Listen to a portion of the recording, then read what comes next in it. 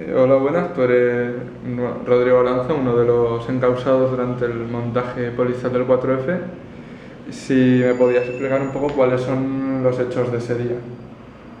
Bueno, hay varias versiones. Los hechos, lo que yo viví fue, bueno, yo iba saliendo de una fiesta en casa de unos amigos, ahí cerca de Jaume I, el que conozco a Barcelona, justo en el centro, y me dirigí hacia Arco del Triunfo. Y entonces, bueno, vamos a ser sinceros, eran las 6 de la mañana, iba saliendo con unos amigos, yo me dirigí a Arco del Triunfo porque llegaba una amiga mía a las 7 de la mañana ahí, y salió un grupo de colegas caminando hacia la dirección de donde estábamos nosotros de fiesta.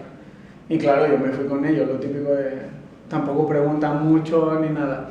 Y había gente que se iba para casa, gente que iba, había una fiesta en la calle alta donde ocurrió todo, en Sant Pere Més Baix, y otros como yo que íbamos para el metro.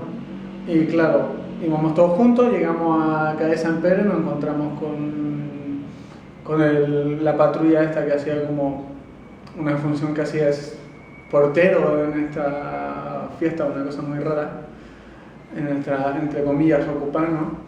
Y bueno, una rave gigante, y nada, y nos dijeron que no podíamos pasar por la calle, y ya está. Y entonces yo me di la vuelta, estábamos todos preguntando, bueno, ¿para dónde va cada uno? No sé qué, nos quedamos ahí, yo me despedí de un par de colegas, luego dije, bueno, yo ya me voy al metro, y me dirigí de nuevo a los policías y le digo, oye, yo simplemente quiero cruzar, quiero ir a Arco del Triunfo.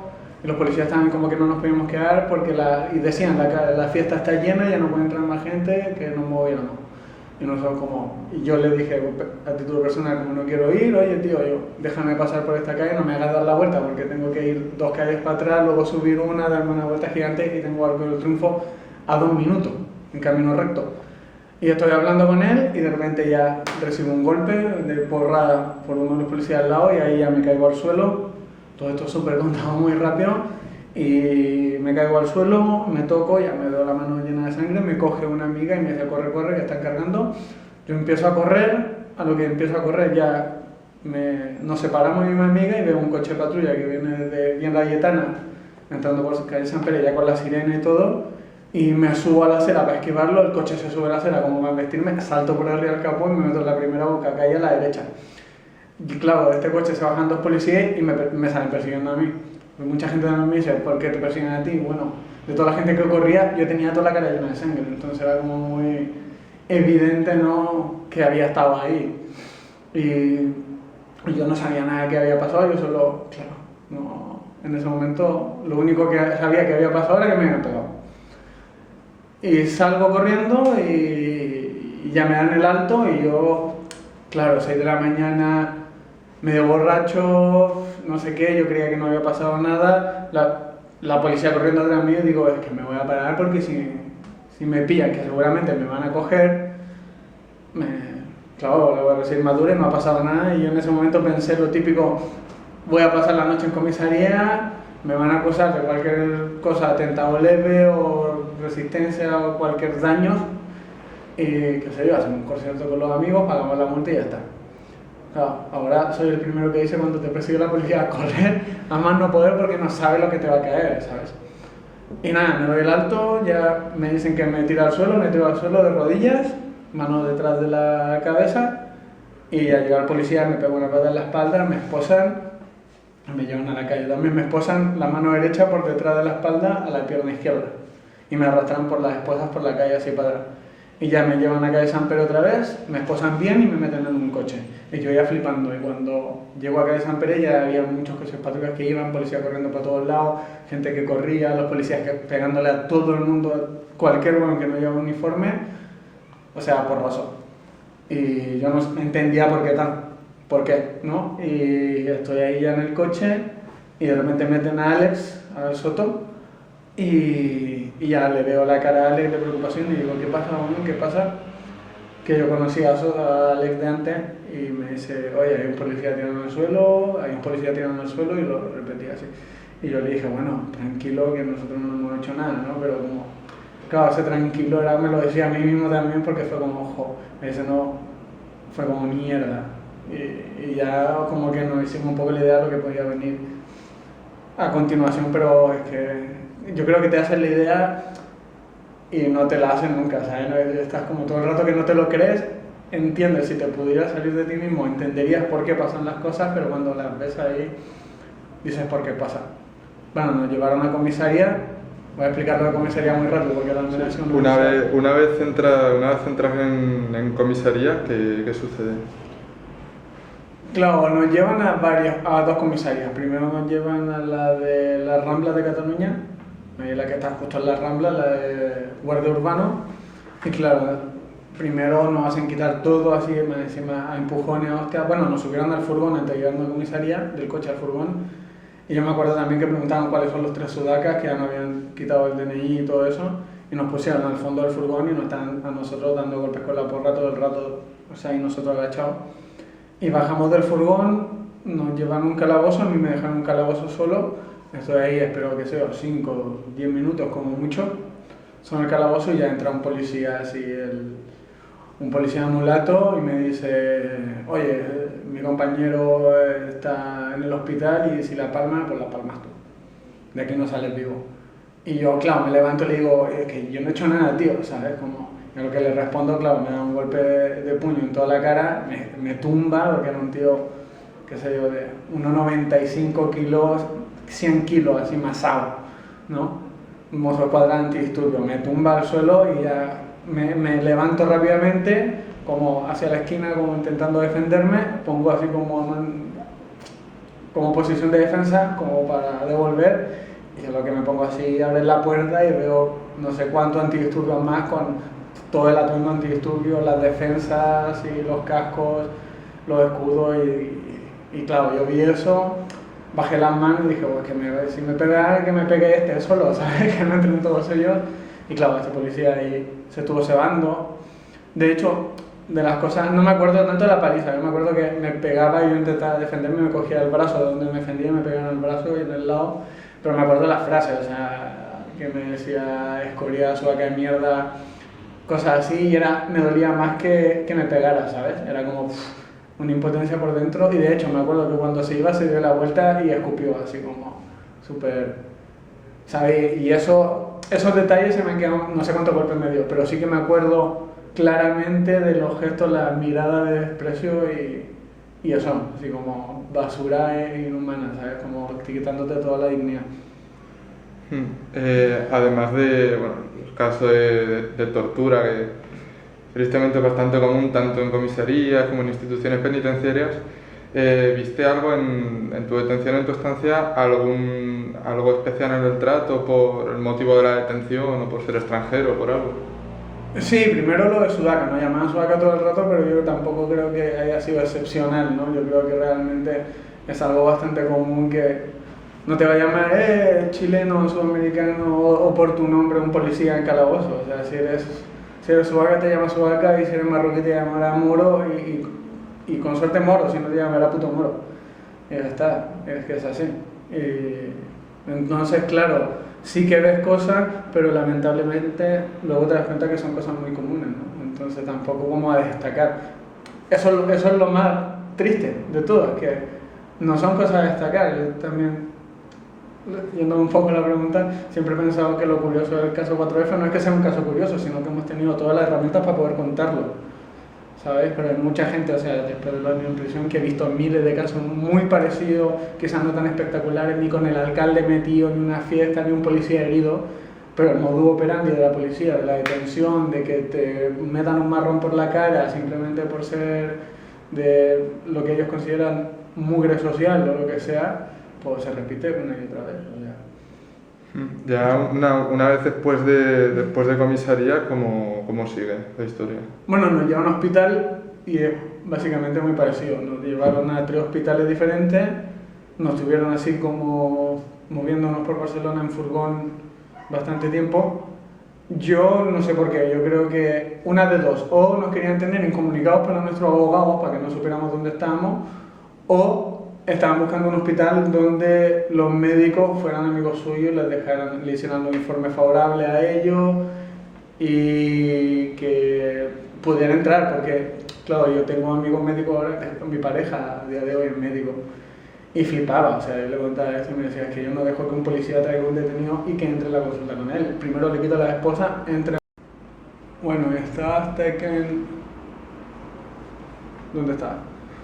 Hasta que nos llevan a juzgado o comisaría de Mossos. Bueno, es el trato vejatorio Mossos de Escuadra. Y nos llevan ahí, estuvimos un día y en ese día solamente nos sacaron 2 veces, una vez a ver al abogado y otra vez a coger huellas.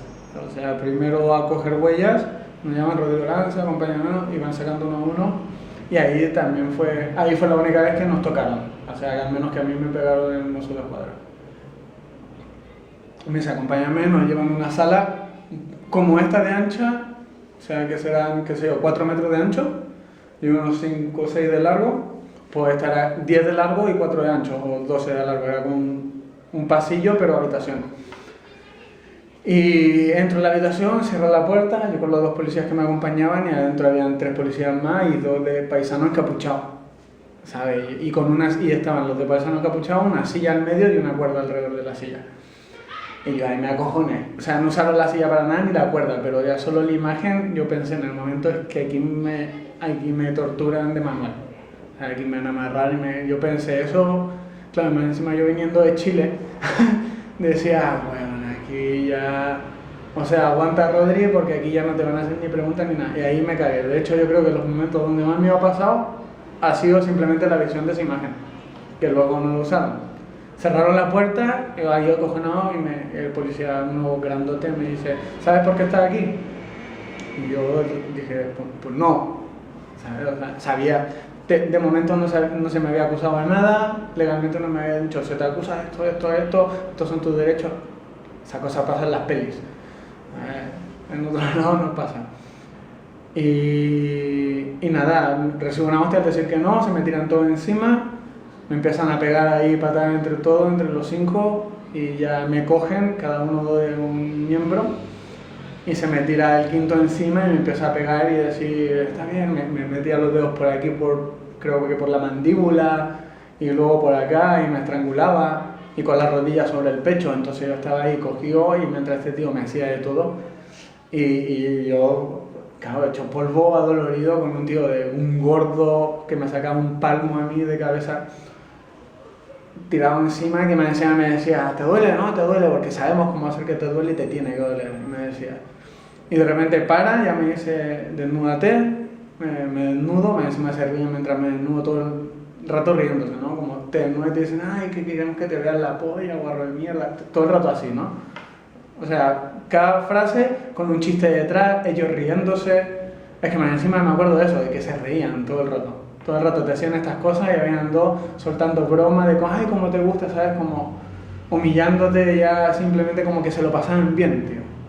Eso era lo peor, que se lo pasaban bien. Y nada, me cogen la huella, al final sí que era para cogerme huella, me cogen la huella de las 4 manos, incluso de los pies me hacen caminar por un rollo de papel como para darme la pisada. Y después me dicen, lávate las manos, yo me voy a lavar las manos, una pica, que solo había una pica de agua en ese cuarto y una mesita, como con papeles. Y me voy a lavar las manos y claro, yo estaba sin beber agua desde que me habían detenido y hago como aman para beber agua y llega uno por detrás, me pega una hostia y me mete el grifo en toda la boca y también me dice, aquí meas cuando te decimos que mees, bebes agua cuando te decimos que bebes agua y comes si es que te damos comida. Y ya me quedé como así, ¿vale? Y me devolvieron a la celda. Y después ya vi a mi abogado y mi abogado me dijo de que se me acusaba. Justo poco antes de ir a... Claro, el abogado y 2 policías más que me dijo que no me... Y tu abogado cuando va a comisaría no te puede hablar. O sea, está ahí callado y te preguntan cosas y tú miras a tu abogado y tu abogado te hace que no puedo decir nada, ¿sabes? Lo tienen ahí presencial simplemente para... Entonces, claro, me preguntaron si quería declarar en comisaría o en el juzgado, yo al menos sabía eso y dije, no voy a declarar aquí, voy a declarar en el juzgado y ya después me dicen, nada, mi abogado callado y en un momento, cuando acaba todo esto, mi abogado me dice, oye, está toda la gente afuera, me dice de qué se me acusa, me dijo, yo tenía 21 años, me dijo, Rodri, se te acusa de atentado, lesiones a 2 policías e intento de asesinato a un agente. Y yo me quedo así, pero... flipando, ¿sabes? Intento de asesinato, ¿sabes? Intento de homicidio. Y yo lo primero que pregunto es ¿cuántos años? Y el tío me dice, bueno, de 21 a 25. Y claro, yo tenía 21 años y digo, van a caer 25, casi empiezo a llorar ahí como de que ¿dónde está la puta cámara aquí, ¿sabes? Y el abogado me pone y me dice, no llores al frente de esta gente, y está toda la gente afuera, todo el mundo afuera, están todos los amigos afuera de comisaría, tranquilo, y yo ahí ya como un poco mejor, ¿no? Como da mucha fuerza saber eso, ¿no? Que hay gente que está ahí contigo. Y nada, pues ya como que estás con eso en la cabeza. Ya me devolvieron a calabozo, pero también, claro, llevo cuánto tiempo ya, venía de la fiesta, contemos eso, que llevaba un día sin dormir ya solo cuando me detuvieron, llevas recibiendo paliza el segundo, tercer día sin dormir, y estás como en un estado ya cuando después te llevan al juzgado de instrucción a hacer declaración, que es como no estás ni despierto ni dormido, no sabes lo que pasa, no, ves todo como si fuera una peli, ¿sabes? Como una pantalla, es todo muy raro. Y nada, y hasta que nos llevaron ante la jueza. Estos casos de tortura, la verdad es que son bastante comunes y se cuentan por miles desde la llegada del régimen democrático en el Estado español. ¿Qué crees que pasará con esta realidad con la aplicación ahora de la Ley de Seguridad Ciudadana, más conocida como Ley Mordaza? ¿Qué creo yo? Yo creo que la situación va a ser parecida a nivel práctico. Simplemente, o sea, es que la Ley Mordaza ya se aplicaba. La cosa es que ahora la están legalizando, ¿sabes? O sea, realmente la policía hacía lo que quería, pero los abogados tenían cierta legalidad para defender. O sea, mis abogados pudieron defenderme de todas estas cosas de cierta forma, porque la policía actuó ilegalmente. Ahora lo que están haciendo es transformar la ley para que todas estas ilegalidades policiales sean legales. O sea, realmente yo creo que a nivel de calle sí que se va a sentir, se va a endurecer, pero va a seguir siendo igual. Es que la policía ha sido y seguirá siendo un órgano de represión fascista. Y va a funcionar así porque basta ver, o sea, el policía que me torturó a mí era el instructor de nuevos policías en la Guardia Urbana de Barcelona. ¿Qué esperas que pase con los cuerpos policiales si esa es la metodología que quieren implantar? Son cuerpos de represión. Entonces, ¿qué va a pasar con la Ley Mordaza? No tengo mucha idea. Yo creo que se va a seguir. Mi única esperanza es que al menos... Siempre a veces he pensado que más vale tener el enemigo claro que difuminado. Y mi única esperanza ahora es que con la Ley Mordaza la gente empiece un poco a darse cuenta de lo que es la policía y empiece a darse cuenta de cómo está actuando esta democracia, entre comillas, o no entre comillas, porque sí, esta es la democracia. O sea, la gente cree que democracia es una palabra bonita, pero lo implantaron los griegos a base de esclavitud, segregación racial, sexista y asquerosa. O sea, la democracia era para un puñado de hombres blancos, burgueses y aristócratas libres en una sociedad esclavista. O sea, y sigue siendo así ahora, solo que los esclavos somos las clases bajas, populares, pero sí, la democracia es eso, ¿no? Pues no sé qué va a pasar. Mi única esperanza es eso, que la gente, con la aplicación de la Ley Mordaza, se empiece a dar cuenta de la poca libertad que tiene ahora y que ha tenido antes, solo que antes en los papeles no figuraba, ahora sí.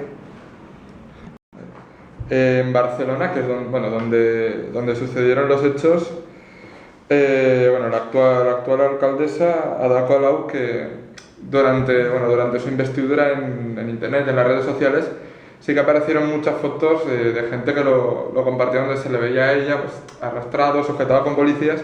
Sin embargo, desoyendo a colectivos sociales y contra el racismo, por ejemplo, mantiene abierto el centro de internamiento de migrantes de Zona Franca y además aumenta la dotación policial para la represión a los vendedores ambulantes conocidos como manteros. ¿Qué crees tú, o sea, respecto a esta situación de un gobierno en el que se caracteriza como de izquierda, se mantienen esperanzas? ¿Cómo lo ves de cara a este panorama? Yo no sé lo que va a pasar en Barcelona y Ada Colau realmente, yo creo que a mucha gente le da esperanza. Me alegro, por ejemplo, como mi madre, siempre la eterna discusión que tengo. Mi madre fue a la investidura, Ada Colau le invitó como a nivel público y se saca la foto con mi mamá y con Esther Quintana y con la madre de los de Candíes, y luego cuando es alcaldesa ha invitado a hablar a la mujer del policía herido y a mi madre todavía no la cita, ¿sabes? Entonces, como te sacas la foto con eso y luego ¿qué haces detrás? Son políticos, yo... No, aunque te digan algo, no los conoces y no los conoces desde que tienes 14 años y vives con ellos. Entonces, yo realmente, ¿qué va a pasar? Pues no idea, yo tengo muy poca fe, llámame,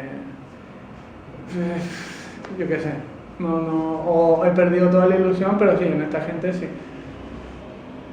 A nivel práctico, me parece mucho más práctico que esté Ada Colau en la alcaldía de Barcelona que estén los de derechas.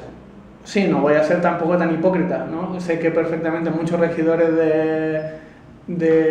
por ejemplo, de distrito, sé casos personales de que ahora se está ocupando en Barcelona y en vez de desalojos llegan incluso los de Guañé en Barcelona, la ocupa y le dicen no los vamos a desalojar porque estamos a favor de la ocupación, sí. Pero luego, claro, se intentan meter ahí, oye, pero podemos financiar esto, ¿sabes? Intentan absorber mogollón de movimiento y a mí también me asusta mucho, o sea, que yo creo que está disolviendo un mogollón de fuerza que se debería ver en la calle, se debería ver en acción y la gente está llevando esa fuerza a las urnas, que para mí las urnas solo sirven para depositar ceniza y la ceniza de los movimientos sociales a día de hoy, entonces pues me parece muy mal. Yo creo que Ada Colau, si quería seguir funcionando y ser la Ada Colau que todos votaron, debería haber seguido en la calle haciendo el trabajo que hacía de calle. Ahora como alcaldesa ha perdido todo ese trabajo de lucha popular. Ahora es una alcaldesa. Yo pienso así. Espero que en algún momento la historia me demuestre que estoy equivocado. Yo pienso así. Yo creo que ha perdido bastante simplemente al llegar a eso y ahora se está dando cuenta que miles de las cosas que prometió no las va a poder hacer. Es que no. Ahora es la jefa de la policía. ¿Qué te espera? Y la necesita. Eso es lo grave. Necesita la policía esa mujer. Ahora que es alcaldesa. Es asqueroso.